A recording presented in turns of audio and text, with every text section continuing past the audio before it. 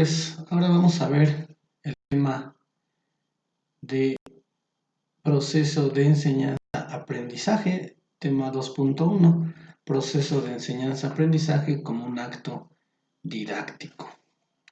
Para ello tenemos la siguiente información que ustedes también tienen en su guía. ¿Qué entendemos por aprendizaje? Etimológicamente, aprender proviene del latín apprendere, atrapar, asistir, agarrar. Y según el diccionario de la Real Academia de la Lengua, contiene varias acepciones, pero tomaremos solo aquella definición sencilla: adquisición por la práctica de una conducta duradera. A manera de pregunta, efectivamente nosotros logramos este aprendizaje en el desarrollo de nuestras sesiones, sería el cuestionamiento. En el sentido estricto de la variedad de estas definiciones encontradas, una de las más importantes o una de las más conocidas es la de Domjan en 2007, donde él define: es una experiencia humana tan habitual que apenas se reflexiona sobre lo que significa haber aprendido algo. Lo deja un tanto abstracto porque, aprendido dentro del mismo concepto de definición, aprendizaje, pues no es válido, ¿no? Eso lo sabemos. Algunas otras definiciones que nos hacen llegar los distintos autores en este compendio. Para Díaz Bordenave, 1986, se llama aprendizaje a la modificación relativamente permanente en la disposición o en la capacidad del hombre ocurrida como resultado de su actividad y que no puede atribuirse simplemente al proceso de crecimiento y maduración o causas tales como enfermedad o mutaciones genéticas. Según Beltrán, define el aprendizaje como un cambio más o menos permanente de la conducta que se produce como resultado de la práctica. Para Zabalaza, 1991, diferencia el aprendizaje en función a que cómo aprende el aprendizaje como constructo teórico, cómo aprenden los alumnos, aprendizaje como tarea del alumno, cómo enseñar a aprender, el aprendizaje como una tarea del profesor. En otra definición, Domjan 2007 es un cambio duradero de los mecanismos de conducta que implica estímulos y respuestas específicas que son resultado de la experiencia previa con estímulos y respuestas o con otros similares. Asimismo, Gómez Salgado denomina aprendizaje al proceso, me suena mejor, el proceso de adquisición de conocimientos, habilidades, valores y actitudes como resultado del estudio, la instrucción, la observación o la experiencia. Si me preguntabas con cuál me quedo con Gómez Salgado. Ese es un proceso, ¿no?, de adquisición de algún conocimiento, de alguna habilidad, de alguna competencia, de algún valor, del cambio de una actitud o sentido de respuesta, de un resultado, o como resultado de ¿qué? De una intervención, de una instrucción, de una organización propiamente del conocimiento. Y hace referencia a una experiencia, ¿no? Una vez que se tiene este aprendizaje, se tiene una cierta experiencia, lo cual podemos aplicar también sistemáticamente para resolver situaciones. Yo agregaría ese comentario. Para esta información, el proceso de aprendizaje, sabemos qué es eso, ¿no? Este procedimiento, pues, es la adquisición de un conocimiento. Este acto no deja de ser único, no deja de ser una sola etapa, sino que a través de toda la vida y a través de toda la experiencia se continúa aprendiendo, incluso docente-alumno, alumno-docente. Nosotros también podemos aprender de ellos sin prescindir la figura que representa cada uno de nosotros en el sentido de una sesión, ¿no? Incluye este proceso de aprendizaje el acceder a la información, en este caso de las dos figuras, tanto del docente como del alumno, procesar y comprender la información. Bueno, Ello conlleva a la estructuración de un cúmulo de ideas, una metodología, una forma de absorber esta información dada por el docente y que la parte fina es comprender esta información. Una vez que se tiene esta comprensión, se memoriza a largo plazo. No tanto, yo creo que es, en lugar de memorizar, sería experimentar a largo plazo. Todo aquello que te genera una experiencia eh, placentera, vamos a decirlo así, en el sentido del conocimiento, creo que te perdura por más tiempo en la mente, ¿no? Sin el ejercicio de memorizar. Transferir el conocimiento a nuevas situaciones. No, mejor, más dicho, realizar actividades pedagógicas para que el conocimiento sea trabajado, sea visto, sea tratado o manejado por el alumno ante distintas situaciones de conflicto o alguna situación predispuesta para que asimismo este conocimiento adquirido lo transformemos a una práctica, ¿no? No todas las experiencias que tenemos logran ser aprendidas, es correcto, sí las conductas pueden ser innatas o adquiridas. Exactamente para esto, pues bueno, debemos de tener proactividad, debemos de tener ciertas conductas, habilidades para convertir todo aquello nuevo que vemos en algún conocimiento aprendido. Lo dice aquí, el aprendizaje ocurre cuando alguien quiere aprender algo, no cuando alguien quiere enseñar. Es correcto. Ambos, docente y alumno, juegan un rol muy importante dentro de este concepto. El docente quiere enseñar, pero el aprendizaje lo logra cuando alguien quiere. Exactamente el alumno, cuando el alumno quiere aprender, si todo su contexto y las formas se lo permiten, pues así se llevará a cabo el proceso. ¿Cómo aprendemos? Gutiérrez 2013 detalla que conociendo cómo funciona el cerebro se puede llevar a cabo un aprendizaje más efectivo. Sí, la neurociencia de la educación, ¿no? Últimamente, trabajar con situaciones del subconsciente, se dice que se logra una mejor un mejor resultado en el sentido de lograr que los alumnos se queden con el conocimiento. Respecto, pues, esta autora señala que algunos principios se deben tener en cuenta, por ejemplo, que lo que vemos no es exactamente lo que nuestro cerebro ve, es correcto, que el orden de los contenidos influye para su procesamiento al igual que el ambiente que rodea al alumno. Cuanto más tiempos estamos prestando atención a un determinado tema o que la participación activa del estudiante promueve el aprendizaje, sí, Purchase en principios básicos podrías encontrar una formación más detallada sobre los principios básicos del aprendizaje. Estas situaciones conllevan que esta fluidez del aprendizaje a través de la neurociencia se quede de manera perdurable en el cerebro, es decir, si logramos desarrollar actividades como docentes con una cierta, este, desarrollando en el alumno un cierto gusto, una motivación, y que es por sobre todo que este contenido sea estructurado, sea ordenado dentro de un plan curricular para que el alumno lo encuentre interesante, ¿no? Relacionados con la vida actual. También menciona que Cole Blair nos indica a través de la pirámide del aprendizaje la manera en que aprenden y recuerdan los estudiantes. De la imagen se desprende cuando se involucra el estudiante en el proceso de aprendizaje, el porcentaje de retención es mayor que si el estudiante es un sujeto pasivo. Es decir, si nosotros trabajamos modalidades de trabajo, como ya lo dijimos hace un momento en otro tema, una modalidad, aprendizaje cooperativo, colaborativo, método de estudio de caso, involucraremos entonces el proceso de retención, ¿no? Bien, aquí tenemos una imagen que es la pirámide de aprendizaje según Code Blair, donde en el nivel más alto tenemos al aspecto auditivo, tenemos al aspecto visual del alumno, al kinestésico, asimismo en dos etapas lo hay pasivo y lo hay activo, ¿no? Escuchar tiene un valor o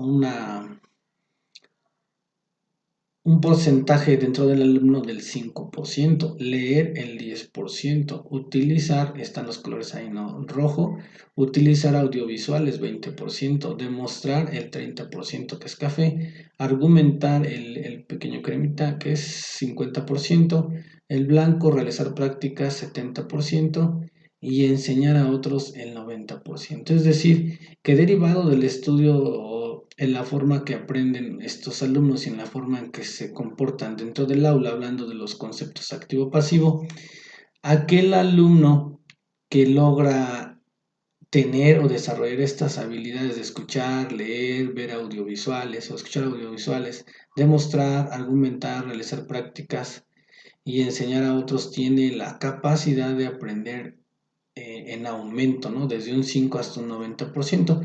Lo mismo sería en una pirámide de Bloom, en donde el fin último, donde la educación en México casi no llega, es en el aspecto de evaluación y análisis.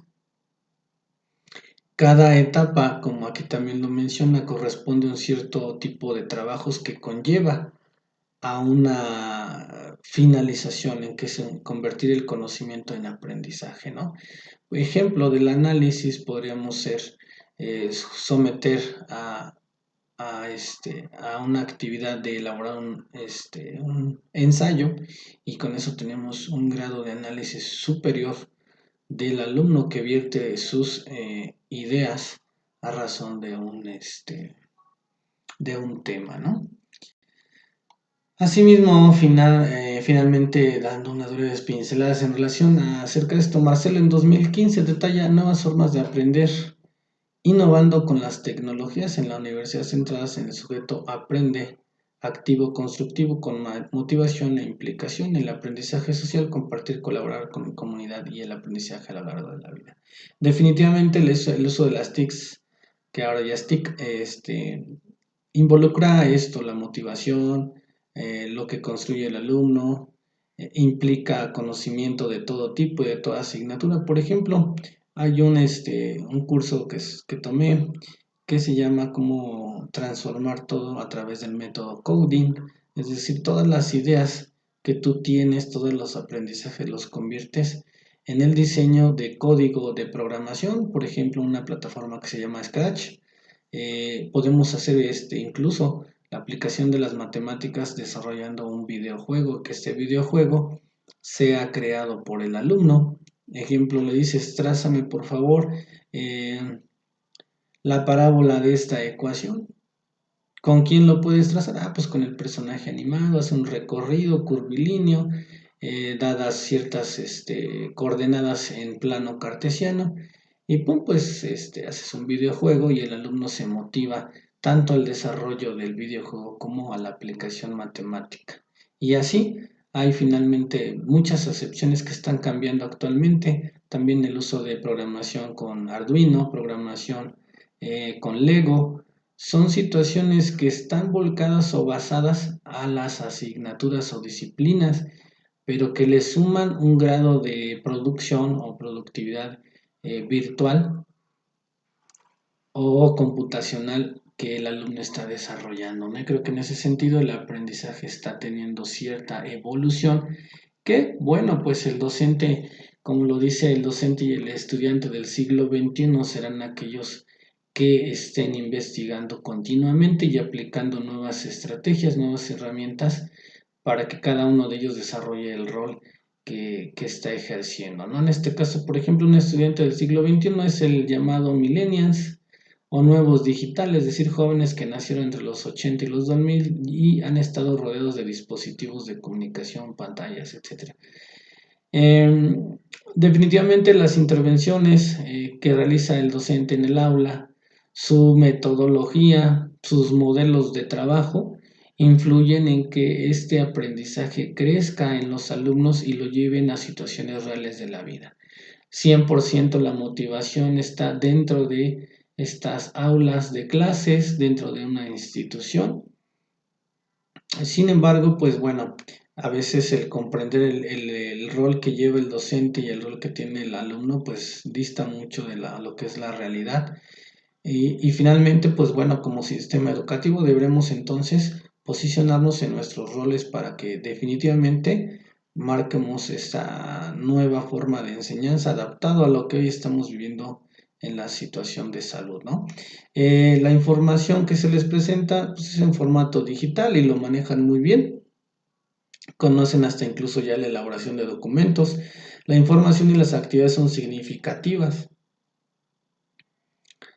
Asimismo, participan en su propio aprendizaje. Sí, por supuesto, incluso encuentran todas las situaciones de aprendizaje, las encuentran en tabletas, en el internet, usando computadoras, ¿no? Además, se dice que también estos alumnos trabajan en equipo, las explicaciones son sencillas, son claras y hay horarios flexibles, es decir, estos nativos, estos millennials, se sienten más cómodos haciendo este tipo de trabajo, tipo de situaciones. Así pues, dice que las características que definen a los disidentes o los alumnos del siglo XXI, según Taurón, dice que se mueven y experimentan, ¿sí? No se quedan con las propias ideas que les comentas, ¿no? Orientados al proceso y al producto, enriquecidos por la tecnología, con un aprendizaje colaborativo, solucionadores de problemas y hacen preguntas. A razón de este comentario, pues bueno, no estoy del todo de acuerdo. ¿Por qué? Porque ciertamente antes el conocimiento era más vivencial. ¿A qué me refiero? Que la clase, por ejemplo, de hoy de matemáticas, la clase hoy de física, me permitía posicionarme en situaciones prácticas, es decir, desde colocar una escalera con un cierto ángulo, eran situaciones más prácticas o más físicas que las podías palpar, que las podías demostrar. Y ahora ellos, cuando tú les dices, a ver, por favor, mídeme esto con el metro, y empiezan, bueno, ¿qué es el metro? ¿No? O, a ver, pásamelo porque no lo conozco. O sea, situaciones que no viven dentro o no vivieron dentro de su contexto cuando surgieron. Difícilmente los conocen o saben qué hacer o proceder porque su vida es en automático, dictaminada por un dispositivo móvil, por fuentes de información. O sea, ya todo le vino más fácil a este tipo de alumno y por lo mismo pues siento que a veces no se saben desarrollar ante ciertas situaciones cotidianas. Asimismo aquí comenta Prensky, tras realizar entrevistas a casi 1000 estudiantes de diferentes situaciones económicas, ha apreciado que las necesidades de los estudiantes de hoy son ver la imagen, ver lo que necesitan hacer, es decir, lo tienen que ver para poder saber qué hacer. Según Plensky, los alumnos tenemos estas necesidades. ¿Cuáles son? No queremos charlas teóricas, queremos que se nos respete y se confíe en nosotros y en nuestras opiniones valoren y tengan en cuenta. Queremos conectarnos con nuestros iguales para expresar y compartir nuestras opiniones en clase alrededor del mundo. Queremos crear usando herramientas de nuestro tiempo, queremos tomar decisiones y compartir el control. Es decir, queremos seguir nuestras pasiones e intereses, queremos una educación que no sea únicamente relevante, sino conectada con la realidad. Eso es correcto, es todo lo que los alumnos piensan acerca de las sesiones, de los sistemas educativos. Como les digo, esta parte de queremos una educación que no sea únicamente relevante, sino conectada con la realidad. Es decir, la pregunta es de todos los alumnos, ¿y esto para qué me sirve? ¿No? Ciertas asignaturas para qué me sirven. Entonces, nuestros planteamientos deberán sujetarse a 100% volver el conocimiento, volverlo relevante, volverlo o plantear situaciones de reto para la vida real, ¿no? Para que ellos estén interesados. Por ello dice que, pues bueno, este tipo de alumnos con ciertas características y necesidades como son los de hoy, podrían encajarse en un disidente futuro. La educación del siglo XXI, vamos a tener un cambio para el que apenas estamos viviendo los inicios de un cambio radical en la cuestión de la educación al siglo XXI. Todo se va a convertir digital, todo va a ser a través de computadoras, internet, software especial educativo. Y pues todas las carreras en su mayoría van a ser de tipo en línea o abiertas, es decir, el alumno será el autodidacta, el alumno será el que decida hacer o no hacer las situaciones y los maestros pues nos sujetaremos a esa modalidad en muy poco tiempo. Y se dice que esta educación del siglo XXI se sujetará solamente a un principio universal, como lo es el concepto de palabra amor, que es un concepto universal, la moralidad, es decir, todas las sociedades se verán involucradas en un proceso de cambio educativo y que lo único que te hará estudiar es ese principio universal de moralidad.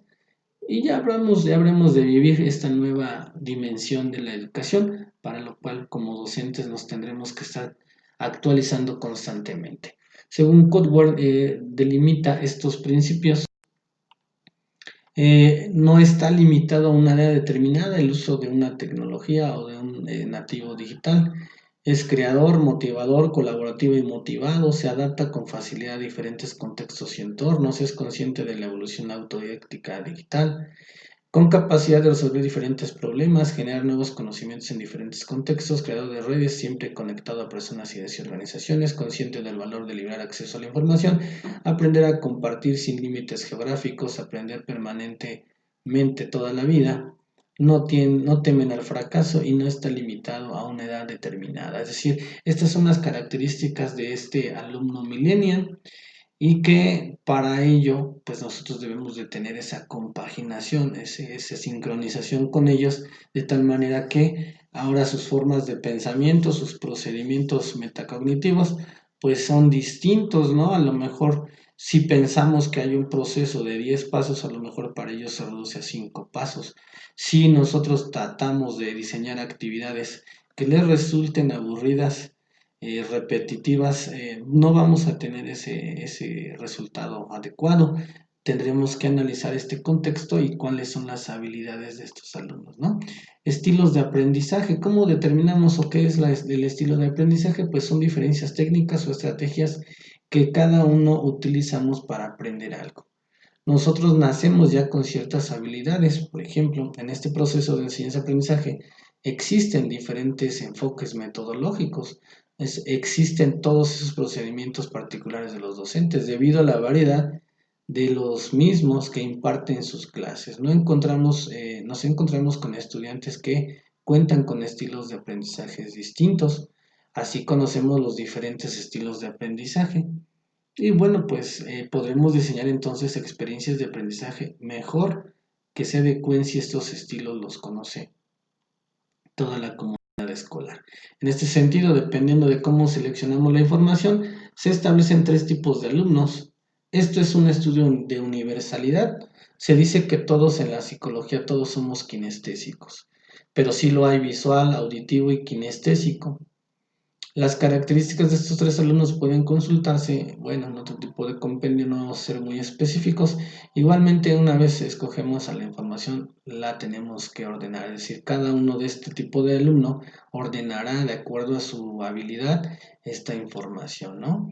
Esto se refiere a la teoría de los hemisferios cerebrales, se ocupa de la manera en que organizamos la información y se distinguen alumnos de hemisferio derecho e hemisferio izquierdo.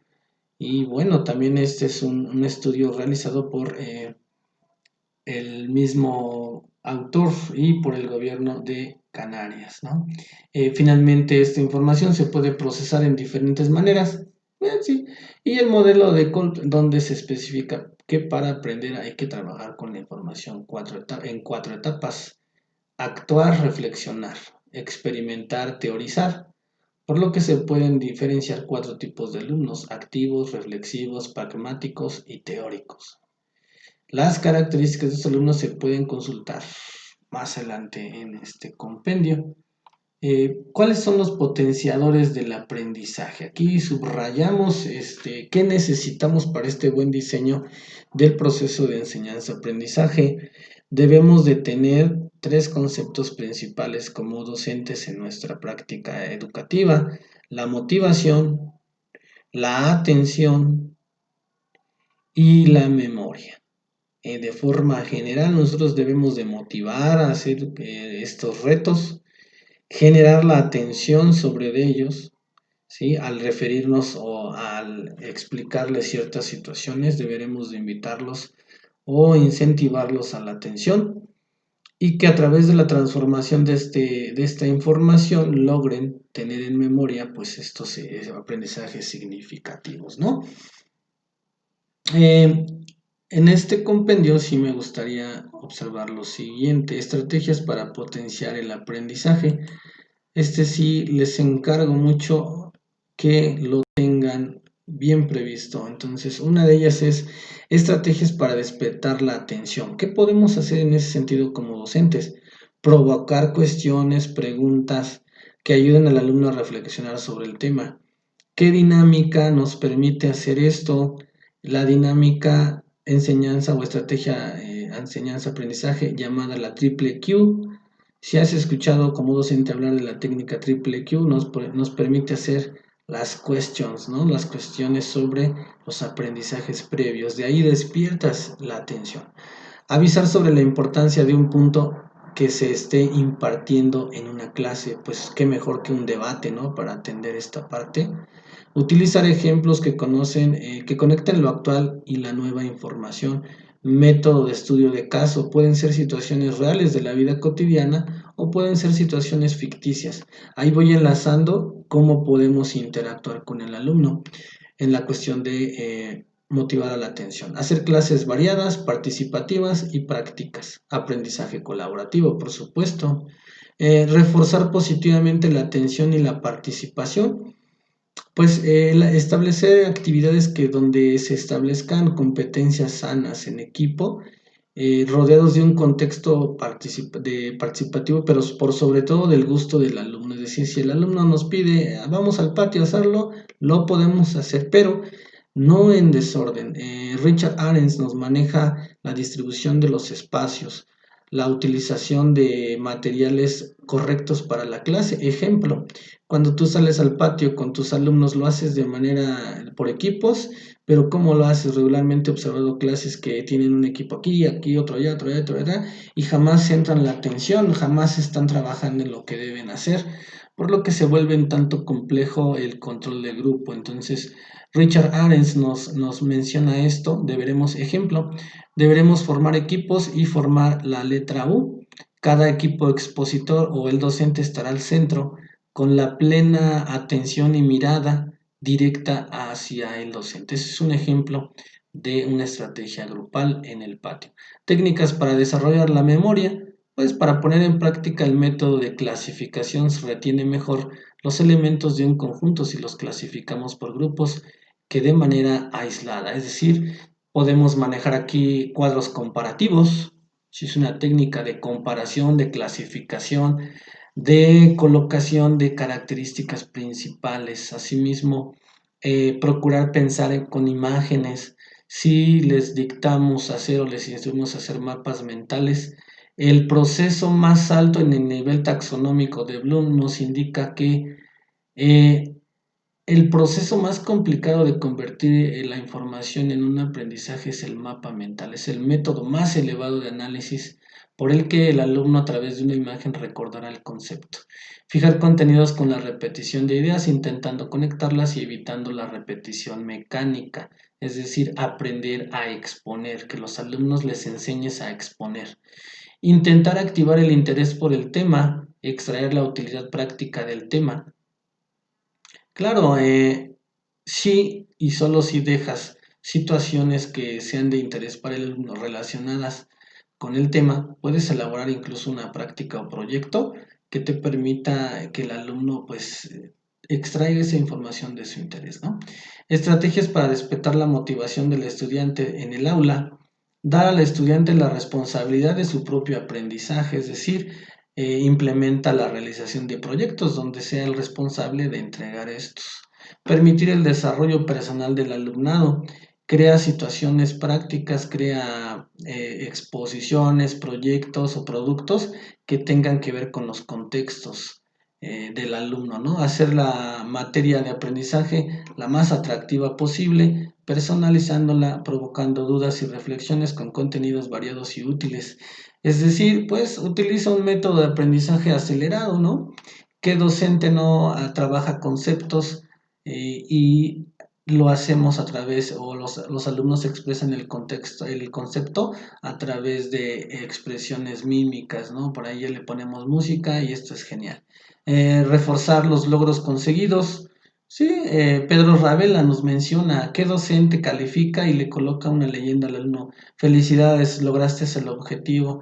¿Qué crees? Te faltó esto, pero está muy bien, continúa desarrollándote. Nosotros no tenemos a veces las formas de darle una felicitación, una pequeña palmada en la espalda al alumno donde reconozca su esfuerzo, ¿no? Para esto, pues bueno, es muy esencial y los alumnos siempre lo esperan, ¿no? Reforzar los logros conseguidos, ya lo mencioné, crear un ambiente propicio, es decir, debe de haber la iluminación, la comodidad de un aula, de una butaca, que bueno, butaca y salón, puerta infiere a una educación militarizada, ¿no? Ya en Argentina quiero adelantarles y comentarles, no existen butacas, no existen paredes, no existen, vamos, no existe un zaguán que esté delimitando las escuelas. Ya adentro de un salón de clases te encontrarás a lo mejor un mapa de FOMI en el piso, todos tirados ahí en el piso, aprendiendo esta división geopolítica. Ya han incursionado incluso en la manera en cómo están las aulas. Por ahí les invito a que investiguen esas situaciones. No se diga Colombia, implementando los laboratorios de experiencia práctica, ¿no? Concluyo con esta frase, no hay docencia sin licencia. Quien enseña aprende al enseñar y quien aprende a enseñar al aprender, según una versión de Paulo Freire.